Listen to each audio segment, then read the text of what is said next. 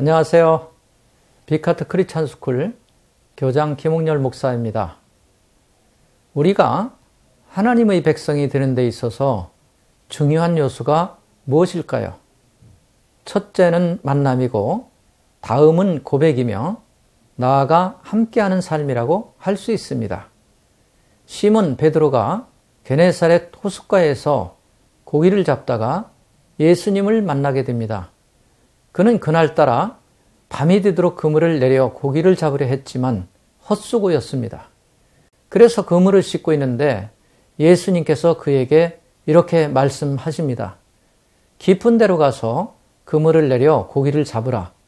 그래서 주님의 말씀대로 그물을 내렸는데 그물이 찢어질 정도로 고기를 잡게 됩니다. 그때 베드로가 이렇게 주님 앞에 고백합니다. 주여, 나를 떠나소서.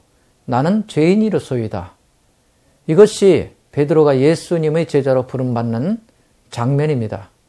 여러분, 우리가 교회의 일원, 즉 하나님의 백성으로 살아가는 데 있어서 가장 중요한 요소가 무엇일까요?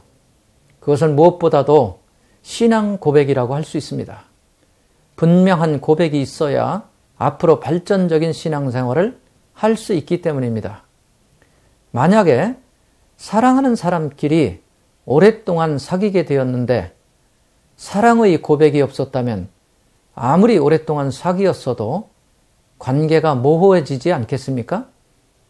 그런데 이 베드로의 고백은 모든 제자들과 그리고 나아가 성도들에게 모범이 되는 고백이라고 할 수 있습니다. 왜냐하면 고백의 진실성 때문입니다. 그것은 우리가 하나님을 바로 알고 또한 자신이 누군지를 발견하고 깨닫는 데서 시작되기 때문입니다. 베드로는 어떠했습니까? 처음에는 말씀을 전하시던 예수님께서 시몬의 배를 사용할 것을 요청하시고 베드로의 허락으로 관계가 시작됩니다. 그 후 어부였던 베드로의 경험이나 생각과는 다르게 예수님의 말씀대로 그물을 내렸다가 놀라운 경험을 하게 됩니다. 이 경험이 베드로에게 어떤 변화를 주었습니까? 예수님을 선생님으로 부르던 그가 주님이라고 부르게 됩니다. 그물을 깊은 데로 가서 내리라고 말씀하신 이에 대한 이해가 바뀐 것입니다. 선생님이 아니라 주님이라는 것입니다. 그는 인간 생존 문제에서 인간의 본질 문제로 나아가게 된 것입니다. 그래서 예수님의 무릎 앞에 엎드린 것입니다. 보통 상식적으로 생각하며 고기를 넘치게 잡았으면 감격하고 기뻐하거나 아니면 성공에 도취되어 교만에 빠질 수 있게 되지 않겠습니까? 그런데 그는 예수님 앞에 엎드렸습니다.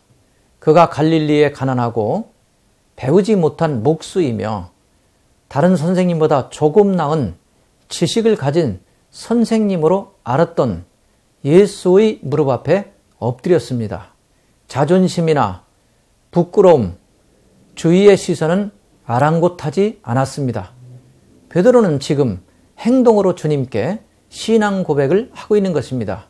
그러니까 베드로가 예수님을 하나님으로 인정하고 고백한 것입니다. 과연 여러분은 수많은 사람들이 보는 앞에서 예수님 앞에 엎드려 고백한 적이 있습니까? 자존심, 지위, 위신, 눈치 때문에 믿음을 가지지 못한 사람들이 많이 있습니다. 아니, 세상에 취해서 주님께 시간을 들이지 못하고 있습니다.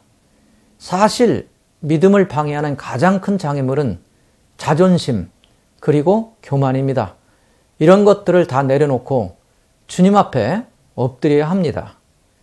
나의 자아, 욕심, 교만이 나를 지배하지 말고 하나님의 비전이 나를 다스리게 해야 합니다.